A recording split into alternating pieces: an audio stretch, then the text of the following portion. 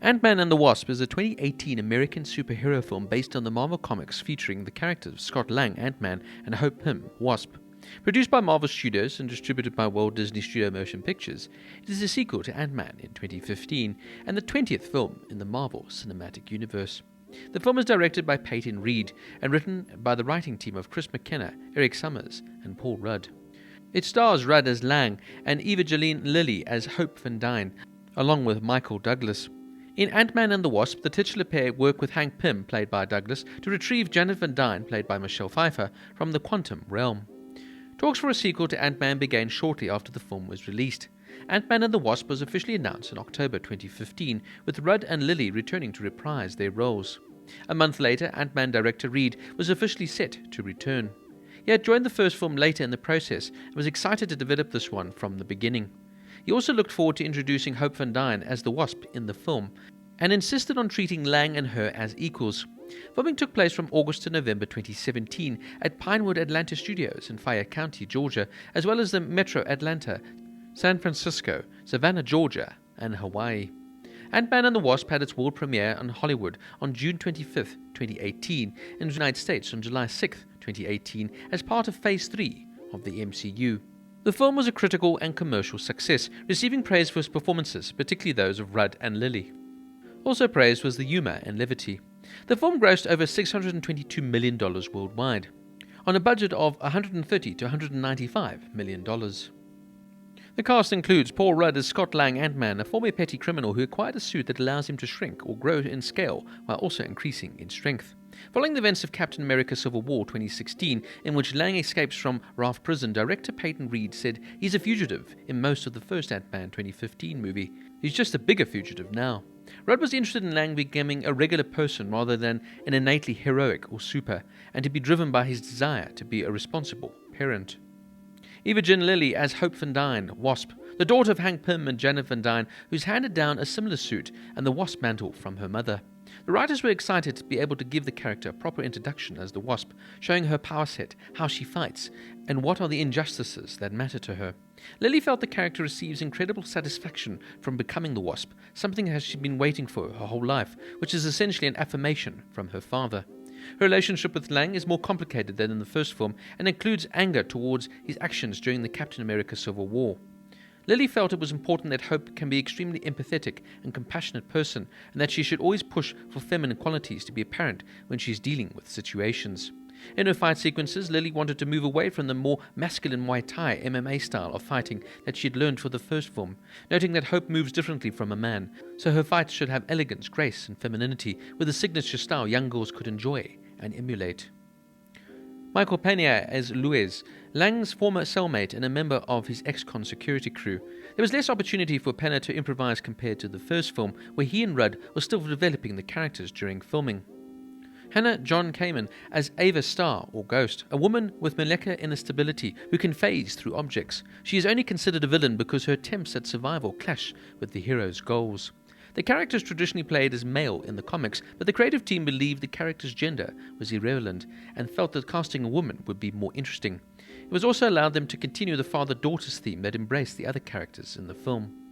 Michelle Pfeiffer as Janet van Dyne, Pym's wife, Hope's mother, and the original Wasp, who's lost in the quantum realm. Pfeiffer was Reed's dream casting for the role when he was working on the first film, and he ensured that he received her input on the character. He noted that the character had spent 30 years in the quantum realm, so there is a question regarding how affected she is. Producer Kevin Feige explained that the character ages over 30 years, even though time works differently in the quantum realm, to avoid any sci-fi weirdness that could take away from the emotional reunions with Pym and Hope in the film. Michelle Pfeiffer was de-aged to portray younger Janet van Dyne, with Haley Lovett acting as a reference double. Lovett portrayed Janet in the first film before Pfeiffer became involved with the franchise. Reed explained that Lovett had been cast for the first film because of her saucer-like Michelle Pfeiffer eyes. Laurence Fishburne as Bill Foster, an old friend of Pym who was once his assistant on Project Goliath. Fishburne approached Marvel about joining the MCU, pitching them a few ideas about who he could portray before Marvel offered him the role of Foster in the film. Peyton Reed likened the rivalry between Foster and Pym to that of Steve Jobs and Bill Gates, and wanted an actor who could go toe-to-toe with Michael Douglas. And Michael Douglas as Hank Pym, an entomologist, physicist, and former SHIELD agent who becomes the original Ant-Man after discovering the subatomic particles that make transformation possible. Pym has grown a lot closer to his daughter Hope since the first film, and according to Feige, he had that joy of fatherhood in watching her become a superhero in her own right. Reed was attracted to the morally dubious decisions Pym sometimes makes. Douglas was de-aged to portray a young Hank Pym.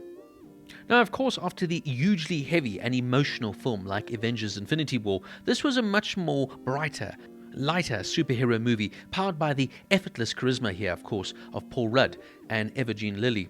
Ant-Man and the Wasp offers you a much more sort of cleaner palette, in terms of that it is a much more simplified superhero film compared to, like I said, the heavier Infinity War. For me, the secret in this film, why it worked quite well, was that they didn't have to try too hard. At the end of the day, like I said, Paul Rudd is incredibly charming here as Scott Lang, Ant-Man. And he plays the role effortlessly, and sometimes less can be more in terms of the big-budget Marvel Cinematic Universe.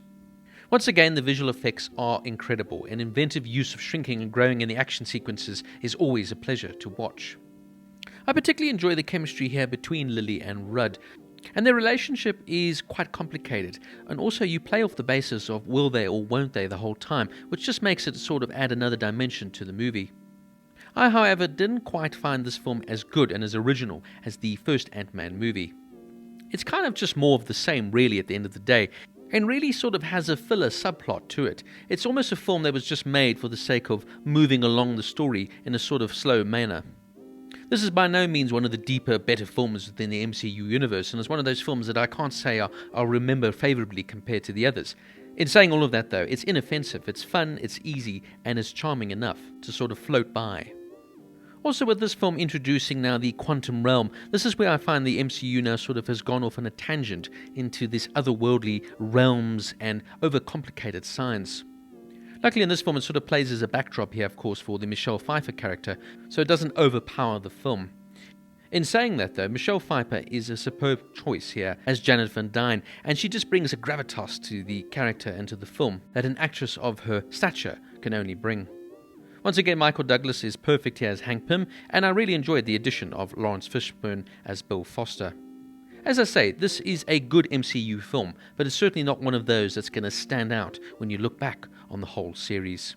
Ant-Man and the Wasp gets a 7.5 out of 10.